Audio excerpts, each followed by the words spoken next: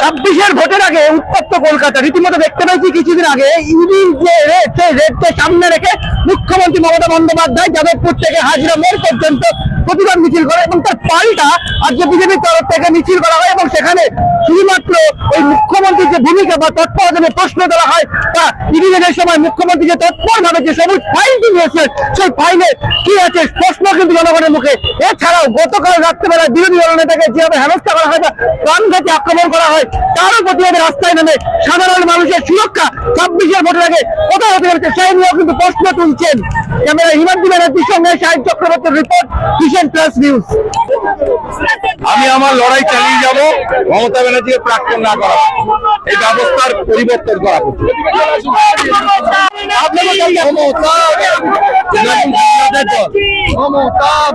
আর পশ্চিমবঙ্গ পুলিশের নাম হয়েছে মমতা পুলিশ। এটা পুলিশ আর গুন্ডাদের জয়েন্ট ভেঞ্চার। যতবারে আক্রমণ করবে আপনারাই সিদ্ধান্ত নেবেন। জনগণ দেখছে, জনগণই শেষ কথা।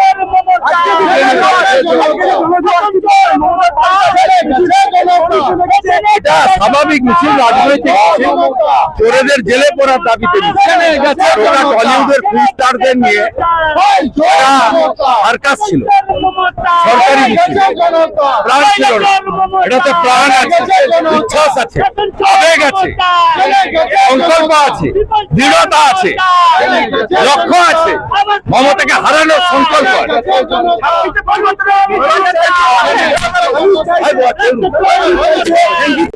যেখানে দেখা গেল কাল রাতে চন্দ্রকোনায় শুভেন্দু অধিকারীর রাজ্যের বিরোধী দলনেতা কেন্দ্রীয় মন্ত্রী বারবারই হামলা স্বীকার করতে হচ্ছে, কতটা সুরক্ষিত রাজ্য? বিরোধী দলনেতা শুভেন্দু অধিকারী মহাশয়ের উপরে কুচবিহার থেকে কিন্তু হামলাটা শুরু হয়েছে।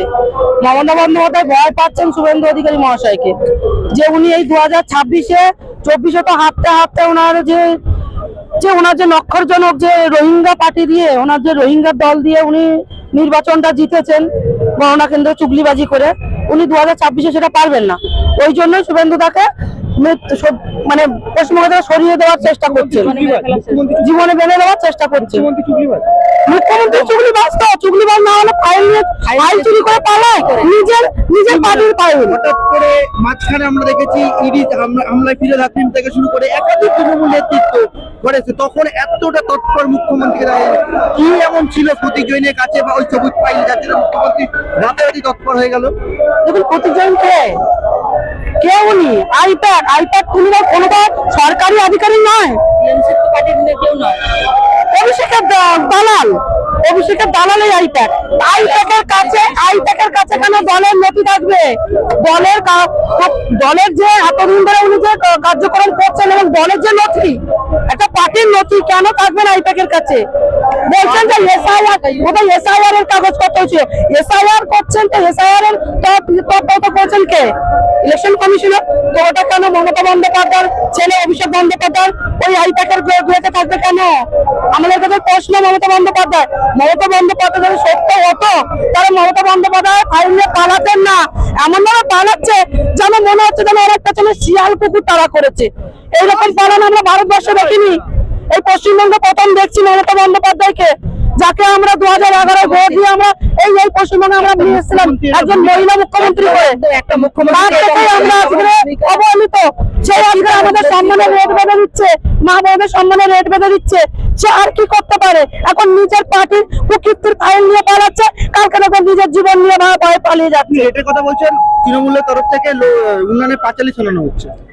আরে হ্যাঁ, এখন দেখুন আমাদের যে লক্ষ্মীর পুঁতি, আমরা যে লক্ষ্মী পূজায় লক্ষ্মী নারায়ণ সিংহদের আমরা যে লক্ষ্মীর পুঁতি পড়ি, সেই লক্ষ্মীর পুঁতিটা আজকে উনি ওনার একটা মানে পার্টির একটা স্লোগান হিসেবে, একটা গান হিসেবে ব্যবহার করছেন। তাহলে উনি চান হিন্দুদের দেব দেবীদের যেভাবে অসম্মান করছেন, আর এই বাংলাদেশি রোহিঙ্গাদের যেভাবে নিয়ে এসে তুলে এখানে যেভাবে বসিয়েছেন, আর মুসলমানদের যেভাবে এখানে সমর্থন করছেন, তাতে এটা মনে হয় যে পশ্চিমবঙ্গ না ভারতবর্ষটাকে হিন্দু রাষ্ট্র বানানোর জায়গায় মুসলমান রাষ্ট্র বানাবেন, উনি জঙ্গি রাষ্ট্র বানাবেন। এটা বিজেপি তো ইডি লাগিয়ে নথি চুরি করতে পারছিল, অভিযোগ করছেন মুখ্যমন্ত্রী সরাসরি। দেখুন বিজেপি কখনোই কখনোই নথি চুরি করতে পাঠায়নি ইডি লাগিয়ে। ইডি দিল্লির থেকে এমন কিছু সূত্র পেয়েছেন, তার জন্য এই আইপ্যাকের দপ্তরে হামলা করেছেন। সেই হামলা তা মমতা বন্দ্যোপাধ্যায় কিভাবে জানতে পেরে যে ফাইল নিয়ে বেড়াচ্ছেন? উনি তো বারবার বলবো, মমতা বন্দ্যোপাধ্যায় যদি এতটাই সত্য হতেন, এতটাই যদি উনি যদি নিষ্ঠা হতেন, তাহলে আজকে এই ফাইলগুলো খুলে দেখাতেন। ইডির কাছ থেকে কেন এখন ভাবুন, কেন্দ্র থেকে আসা এই ইডি দপ্তরের হাত থেকে ফাইল চুরি করে নিয়ে পালাচ্ছে, যেমন বিলাল মানুষের থানার থেকে মাছ নিয়ে পালায়। তবে একে কি বলবেন, এই মমতা বন্দ্যোপাধ্যায় কি বলবেন? ইনি নারী জাতের কলঙ্ক, নারী জাতের কলঙ্ক, হিন্দু জাতের কলঙ্ক। ইনি বাংলাদেশ অবশ্যই যে মুখ্যমন্ত্রী আমাদের সম্মানের দাম দেয় না, পশ্চিমবঙ্গের মা বোনের সম্মানের দাম দেয় না, যাদের মা বোনের সম্মানের রেট বেঁধে দেয়, সেই মুখ্যমন্ত্রীকে আমরা কোন রকম কোনো সম্মান জানাতে চাই না। আমাদের ভারতবর্ষের যশস্বী প্রধানমন্ত্রীকে সম্মান করেন, আমাদের কেন্দ্রমন্ত্রী অমিত শাহজিকে অপমান করেন, তাকে কিসের সম্মান? আমরা তো ওনার মতন এমন লক্ষজনক ভাষার অপমান করছি না, যতটুকু করা সম্ভব আমরা ততটুকু করছি। ওনার মতো এমন কিছু করছি না। উনি যেটা করছে একজন মুখ্যমন্ত্রী নামে কলঙ্ক, ওনাকে ধিক্কার জানাই। ছি মুখ্যমন্ত্রী, ছি। কাল দেখা গেল যে পুলিশ নিজে বিরোধী দলের গাড়ি চিনিয়ে দিচ্ছে যে এই রাস্তা দিয়ে গাড়ি আসছে, এই পুলিশে কি মানুষ ঠিক আছে? দেখুন, পুলিশ প্রশাসন তো দেখলাম যে পুলিশ প্রশাসন দাঁড়িয়ে থেকে আমাদের বিরোধী দলের নেতা শুভেন্দু অধিকারী মহাশয়ের উপরে হামলা করালো।